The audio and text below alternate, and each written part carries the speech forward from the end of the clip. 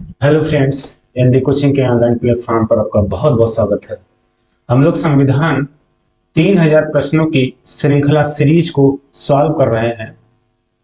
अब इस श्रृंखला का ये वीडियो नंबर 14 है। इस वीडियो में नागरिकता से संबंधित लगभग 15 महत्वपूर्ण सवालों को हल करेंगे। तो चलिए वीडियो को शुरू करते हैं।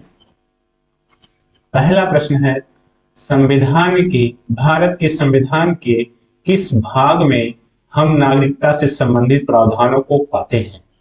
यानी कि किस भाग में नागरिकता से संबंधित प्रावधान किया गया है, यह इस सवाल में पूछ रहा है। भाग 1, भाग 2, भाग 7, भाग 9। पीसीएस प्री 2018 का सवाल है, लेकिन बहुत ही सिंपल सवाल है, सरल सवाल है, किसी भी एग्जाम में पूछा जा सकता है।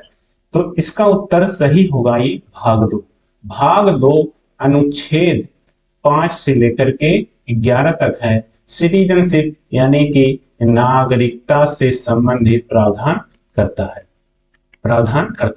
नागरिकता का जो विचार लिया गया है किस देश के संविधान से लिया गया है? तो यह इंग्लैंड के संविधान से लिया गया है। भारत में कैसी नागरिकता है?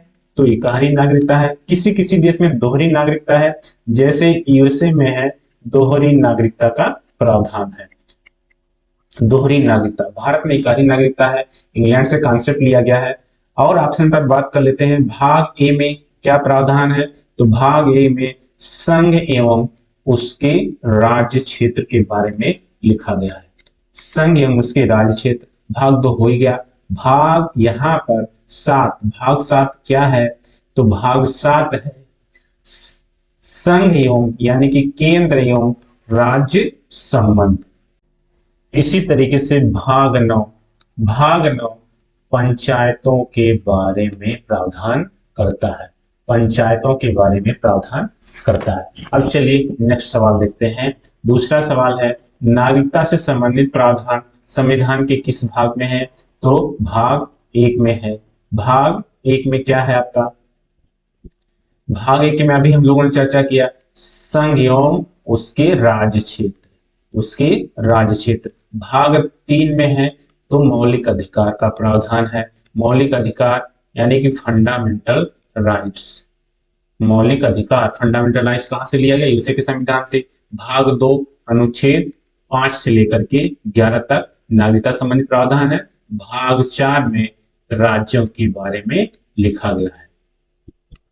तो इस तरीके से है ये चारों भाग। अब ये यूपीए, ईडीए, एलडीए यानी कि जो समीक्षा अधिकारी का पहले ईडीए और एलडीए नाम से होता था, 2010 का ये सवाल है। अब नेक्स्ट सवाल पर चलते हैं। भारतीय संविधान के कौन सा अनुच्छेद नागरिकता से संबंधित है? तो अभी हम लोगों ने यहाँ पर चर्चा किया, भाग 2 अनुच्छेद 5 से लेकर के 11 तक में नागरिकता से संबंधित प्रावधान है। यहाँ पर अनुच्छेद आप इंपॉर्टेंट है, 11 याद रखिएगा कि नागरिकता से संबंधित विधि निर्माण का जो अधिकार है वह संसद में है। नागरिकता से संबंधित कोई प्रावधान हटाना है, करना है, तो अधिकार किसमें है, शक्ति किसमें है? वह संसद में है। अब नेक्स्ट देखते हैं चौथा सवाल, भारतीय संविधान निम्न में से कौन सी नागरिकता प्रदान करता है? दोहरी नागरिकता गलत है, एकल नागरिकता। एकल नागरिकता का प्रावधान है तो किस देश के संविधान से? यूनाइटेड किंगडम के संविधान से लिया गया है। दोहरी नागरिकता कहाँ है, किस देश में है? तो यूएसए में है। अब नेक्स्ट सवाल देखते हैं, भारत में नागरिकता की निम्नलिखित विशेषताओं में से कौन सा या सही है? तो ऑप्शन देखते हैं, राज्य तथा राष्ट्र की दोहरी नागरिकता। राज्य तथा राष्ट्र की दोहरी नागरिकता, भारत में दोहरी नागरिकता का कोई प्रावधान नहीं है, तो ये ऑप्शन गलत हो गया। राज्य की एकल नागरिकता, राज्य का भी कोई नागरिक नहीं होता है, संघ का नागरिक होता है, राष्ट्र का नागरिक होता है, तो यहाँ पर राज्य के लिए कोई नागरिक का प्रावधान नहीं किया गया है। संपूर्ण भारत की एकल नागरिकता, तो संपूर्ण भारत की एकल नागरिकता, यही आपका आंसर सही होगा। नागरिकता जो है संघ सूची का विषय है। इसका है संघ सूची का विषय। नेक्स्ट देखते हैं, भारतीय नागरिकता नहीं प्राप्त की जा सकती। नागरिकता प्राप्त करने के कौन कौन से आपके स्रोत या विधियां हैं? तो यहाँ पर जन्म द्वारा, देशीकरण द्वारा, जन्म द्वारा नागरिकता प्राप्त की जाती है, देशीकरण द्वारा भी नागरिकता प्राप्त की जा सकती है, किसी भूभाग के सम्मिलन द्वारा, किसी भूभाग के सम्मिलन द्वारा भी नागरिकता हासिल की जा सकती है। जैसे कोई दूसरे देश या राष्ट्र का कोई राज्य, प्रदेश या कोई नगर है, अगर इसको भारत में सम्मिलित किया जाता है तो उस क्षेत्र पर रहने वाले जितने भी व्यक्ति, नागरिक, जनसंख्या है, उनका स्वतः भारत की नागरिकता प्राप्त हो जाती है। तो इसी वाला भी सही है। इसी तरीके से भारतीय बैंक में धन जमा करके, भारतीय बैंक में अगर कोई भी व्यक्ति पैसा जमा कर देगा तो क्या वह नागरिक माना जाएगा? नहीं, यह गलत है। कोई विदेशी व्यक्ति, दूसरे देश का भी व्यक्ति भारत में पैसा जमा कर सकता है, लेकिन इस आधार पर इसको नागरिकता नहीं दी जाती। तो यहाँ पर डी ऑप्शन गलत है। कुछ और विधियां हैं, जैसे पंजीकरण द्वारा, पंजीकरण किया इसको कहा जाता है रजिस्ट्रेशन द्वारा, रजिस्ट्रेशन द्वारा भी ये आपका नागरिकता आप प्राप्त कर सकते हैं। अब नेक्स्ट सवाल देखते हैं। भारत का एक नागरिक अपनी नागरिकता खो देगा यदि वह भारतीय नागरिकता का परित्याग करता है। सही बात है। अगर कोई व्यक्ति जो भारत का नागरिक है, भारत की नागरिकता को छोड़ता है तो अपनी नागरिकता समाप्त कर सकता है, खो देगा तो ये सही है। दूसरा है, स्वेच्छा से अन्य देश की नागरिकता ग्रहण करता है। अगर वह व्यक्ति स्वेच्छा से किसी अन्य देश का नागरिकता ग्रहण करेगा तब भी उसकी नागरिकता समाप्त हो जाएगी। तो यहाँ पर दूसरा भी सही है। किसी अन्य देश के नागरिक से विवाह करता है तो क्या इस आधार पर इसकी नागरिकता समाप्त की जाएगी? नहीं, इस आधार पर इसकी नागरिकता समाप्त नहीं की जाएगी। तो यहाँ पर तीसरा कथन गलत है। सरकार की आलोचना करता है, सरकार की आलोचना करना तो ये किसमें आता है? तो ये स्वतंत्रता का अधिकार है। स्वतंत्रता का अधिकार ये मौलिक अधिकार में आता है। इसको अभिव्यक्ति की स्वतंत्रता भी कहा जाता है, अनुच्छेद 19(1) का। तो ये इसमें है, सरकार की कोई आलोचना अगर आप करेंगे तो इस आधार पर आपकी नागरिकता समाप्त नहीं होगी। तो यहाँ पर चौथा भी गलत हो जाएगा। तीसरा चौथा गलत है तो पहला दूसरा सही है। सी ऑप्शन में है पहला दूसरा। तो तीन विधियां हैं जिसके द्वारा नागरिकता समाप्त हो सकती है। पहली विधि है यह कि अगर आप स्वयं छोड़ देंगे, ठीक है, स्वयं छोड़ना, स्वयं परित्याग करना। अगर आप चाहते हैं भारत की नागरिकता समाप्त हो जाए, इसके लिए आप आवेदन देंगे भारत सरकार के पास, तो आपकी नागरिकता समाप्त हो जाएगी। इसी तरीके से अन्य देश की नागरिकता ग्रहण करने पर भी आपकी नागरिकता समाप्त हो जाएगी। अगर तीसरी विधि ये है कि सरकार आपकी नागरिकता स्वयं खत्म कर सकती है, सरकार द्वारा समाप्ति। ठीक है, अगर आपके ऊपर देशद्रोह का कोई मुकदमा है, आपने किसी दूसरे देश की सरकार का मदद किया है जो कि भारत के हित में नहीं है, आपने आतंकवादियों का मदद किया है, ठीक इस तरीके से अगर आपके ऊपर किसी प्रकार का कोई दोष है तो आपकी नागरिकता समाप्त की जा सकती है। ये तीन विधियां हैं। अगला सवाल है, भारत के संदर्भ में निम्नलिखित कथनों पर विचार कीजिए। भारत में केवल एक ही नागरिकता और एक ही अधिवास है। अधिवास का मतलब यहाँ पर निवास से है। भारत में नागरिकता एक ही है, संघ की नागरिकता, और अधिवास जो होता है आप जिस प्रदेश या संघ शासित प्रदेश में रहेंगे वहां आपका निवास माना जाएगा। निवास भी एक ही होता है। तो ये पहला सही है। यहाँ पर जो व्यक्ति जन्म से नागरिक है केवल वही राष्ट्रपति बन सकता है।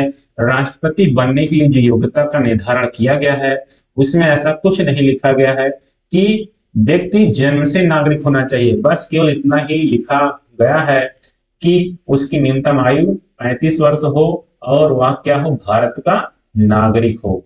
तो अगर व्यक्ति भारत का नागरिक हो, ये आवश्यक नहीं है वह जन्म से हो, तब भी वह राष्ट्रपति पद के लिए दावेदारी कर सकता है। तो यहाँ पर दूसरा ऑप्शन क्या हो जाएगा, गलत हो जाएगा। तो यहाँ पर दूसरा गलत है। जिस विदेशी को एक बार नागरिकता दे दी गई किसी भी परिस्थिति में उसे इससे वंचित नहीं किया जा सकता। तो ये गलत है। अगर किसी दूसरे व्यक्ति को नागरिकता दी गई है जो विदेशी है, उसको किसी अपराध या किसी भी ऐसे संदर्भ में जो उसने कृत्य किया है जो देश हित में नहीं है, तो इसकी नागरिकता समाप्त की जा सकती है। तीसरा आधार पर तीसरा कथन भी सही है। यहाँ पर केवल प्रथम पहला कथन सही है। ये पहला कथन किसमें आ रहा है, ए ऑप्शन में। अब नेक्स्ट देखते हैं, किस देश में दोहरी नागरिकता का सिद्धांत स्वीकार किया गया है? भारत में इकहरी नागरिकता है, तो यहाँ पर पहला गलत हो जाएगा। कनाडा में भी पहले प्रथा एक ही नागरिकता है, ऑस्ट्रेलिया में भी इकहरी है। यूएसए ऐसा राष्ट्र है जहां पर दोहरी नागरिकता का प्रावधान है। दोहरी नागरिकता एक तो होता है जिस राज्य का वह निवासी होगा वहां का भी नागरिक माना जाएगा, उसके अलावा एक केंद्र का या संघ का होगा। यूनाइटेड स्टेट में टोटल 50 स्टेट हैं, अगर वहां पर कोई व्यक्ति होगा उस प्रदेश का भी नागरिक माना जाएगा, इसके अलावा देश का तो नागरिक रहेगा ही। अगला सवाल है, निम्न में से कौन नागरिकता के अर्जन हेतु शर्तों को निर्धारित करने के लिए सक्षम है? तो यहाँ पर ये कहना चाह रहे हैं कि नागरिकता से संबंधित जो भी शर्त है ना, उसका निर्धारण करने के लिए किसको सक्षम बनाया गया, किसमें शक्तियां दी गई हैं? तो किसमें दी गई है?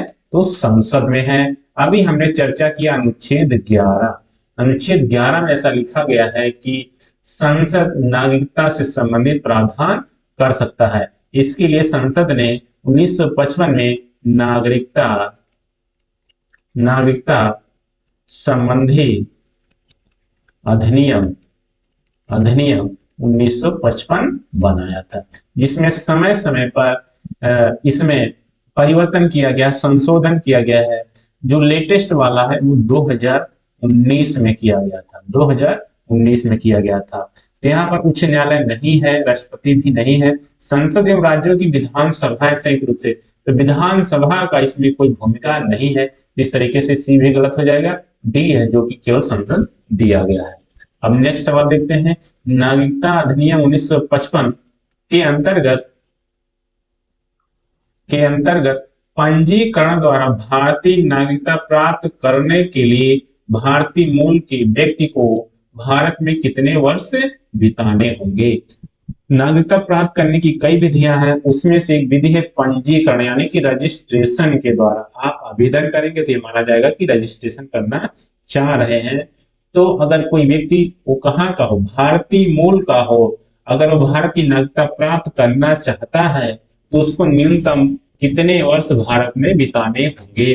कि न्यूनतम वर्ष 7 वर्ष होना चाहिए। अगर वह व्यक्ति 7 वर्ष तक भारत में जीवन बिताया है लगातार, तब उसको नागरिकता दी जा सकती है भारत की। 12वां सवाल है, निम्नलिखित में से भारत में नागरिकता निर्धारण का विशेष अधिकार, तो देखिए यहाँ पर विशेष अधिकार हो चाहे सामान्य अधिकार हो, वो किसको प्राप्त है? तो देश की संसद को प्राप्त है। न्यायालय गलत है, राष्ट्रपति गलत है, लोकसभा गलत है, केंद्रीय सरकार भी गलत है, राज्य सरकार भी गलत है। तो इसमें से कोई भी सही नहीं है। लोकसभा की जगह पर क्या होना चाहिए था? संसद होना चाहिए था। तो इस तरीके से नजदीकी जो उत्तर हो रहा है सी है। अगर हम लोग लगाते तो किसको लगाते? सी को लगाते। अब नेक्स्ट सवाल है, नागरिकता संशोधन यानी कि नागरिकता अधिनियम जो 1955 का है, उसमें संशोधन किया गया 2019 में, संसद से कब पारित किया गया था? ये उस समय का सवाल है, ये करंट का सवाल है। अब ये कब आया? देखिए, उत्तर प्रदेश आरओ मेंस 2016 में आया है। ये पेपर 2016 का एक बार पोस्टपोन रद्द हुआ था, उसको फिर से कमीशन ने कराया था, बाद में 2020 के आसपास कराया था। उस समय करंट का सवाल था, उसी में इसको पूछा गया है। तो पॉलिटी से जो करंट भी सवाल होते हैं वो उस समय पूछे जाते हैं। हालांकि अब ये सवाल जो जीएस का हो गया है, क्योंकि लेटेस्ट आंकड़ा यही है, विधेयक नागरिकता संशोधन यही है। तो कब संसद से पारित किया गया था? तो देखिए 9 दिसंबर को यह सबसे पहले राज्यसभा में पेश किया गया था, राज्यसभा में। ठीक है, उसके बाद 11 दिसंबर को इसको लोकसभा में, सॉरी पहले लोकसभा में पेश किया गया था, 11 दिसंबर को राज्यसभा में पेश किया गया था। अब 13 दिसंबर को यह राष्ट्रपति के हस्ताक्षर से यह क्या बना? अधिनियम बना। तो यहाँ पर 11 दिसंबर को यह दोनों सदनों से पारित हो गया। तो ये पूछा है संसद से कब पारित हुआ, तो 11 दिसंबर ये हो जाएगा आपका यहाँ पर उत्तर सही। अगला है 14वां सवाल, नागरिकता संशोधन कानून कब पारित हुआ? तो यहीं पर नागरिकता संशोधन मतलब नागरिकता अधिनियम वही सवाल है। 1955 में कई बार संशोधन किया गया, जैसे 2005 में किया गया है, फिर 2015 में किया गया, 2019 में भी संशोधन किया गया। कहीं 19 वाला पूछा है कि यह संसद से कब पारित हुआ, तो यहाँ पर क्या हो जाएगा 11 दिसंबर 2019। देखिए ये बीपीएससी में सवाल प्री 2020 में पूछा गया। अगला है 15वां सवाल, नागरिकता संशोधन अधिनियम 2019 का उद्देश्य क्या है? ये जो संशोधन लाया गया 2019 में, उसका उद्देश्य क्या है? बांग्लादेशी अवैध आप्रवासियों को हटाना, वास्तविक भारतीय नागरिकों की पहचान करना, विदेशियों द्वारा सीमा घुसपैठ की जांच करना। तो यहाँ पर तीनों गलत है। अफगानिस्तान, बांग्लादेश और पाकिस्तान में उत्पीड़ित अल्पसंख्यक समुदायों को नागरिकता प्रदान करना था। तो देखिए जो 3 देशों से शरणार्थी आए हुए थे, शरणार्थी यानी कि अल्पसंख्यक, इनको वहां पर माना गया है। जैसे इसमें थे हिंदू, सिख, ईसाई, जैन, बौद्ध थे और पारसी। ये 6 समुदायों के लोग, 6 धर्मों के लोग, इसमें मुस्लिम को छोड़ दीजिए, 6 धर्मों से संबंधित लोग जो भारत में आकर रह रहे थे। कब रह रहे थे? तो 31 दिसंबर 2014 के पहले से, 31 दिसंबर 2014 के पहले से भारत में आकर रह रहे थे। किस रूप में? शरणार्थी के रूप में। और बार बार मांग कर रहे थे कि हमको भारत की नागरिकता दी जाए, हमारे पूर्वज, हमारे वंशज भारत के रहे हैं, हमको जो इन देशों में हमको सताया जा रहा है, यहाँ पर हम नहीं रह पाएंगे, हम असुरक्षित महसूस कर रहे हैं, हमको भारत की नागरिकता दी जाए। उन्होंने भारत सरकार से गुहार लगाया था। इस आधार पर भारत सरकार ने 2019 में इनको नागरिकता प्रदान करने के लिए संशोधन लाया था। इसी को उस समय कहा गया था CAA, सिटीजनशिप अमेंडमेंट एक्ट 2019। ये उसमें बहुत ही चर्चा का मुद्दा था, विषय था। अभी देखिए 2022 में उसी समय सवाल पूछा गया था। तो ये 3 देशों से जो लोग शरणार्थी आते हैं, इन्हीं का यहाँ पर सवाल पूछा गया है, अफगानिस्तान, बांग्लादेश और पाकिस्तान। तो यहाँ पर अब ये वीडियो दोस्तों समाप्त होता है। अब नेक्स्ट वीडियो में हम लोग किसी नए चैप्टर पर फिर से उपस्थित होते हैं। तब तक के लिए जय हिंद।